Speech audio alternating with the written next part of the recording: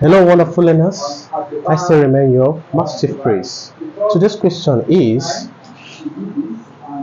evaluate the square root of 7/9. This is the continuation question of the previous question. If you didn't understand the previous question, you can follow up on this. Watch. Solution. Evaluate the square root of one whole number 7/9. I said before that the fraction inside the square root is a mixed fraction. Why is it a mixed fraction? It has a whole number and a what? It has a whole number and what? A proper fraction. Now we change this, the mixed fraction, to what? A improper fraction, which is the denominator multiplying the whole number plus the numerator. 9 times 1, 9. 9 plus 7 will give you 16.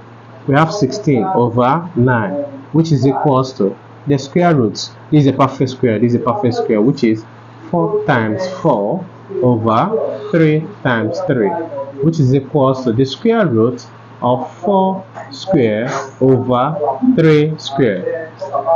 The square root sign cancel this square, which will now have 4/3.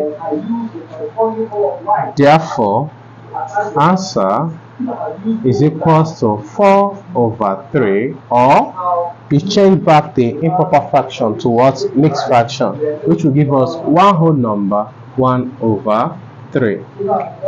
Hope you like it. If you need more, please subscribe, don't forget to like, share, comment, and follow my YouTube channel. Bye bye.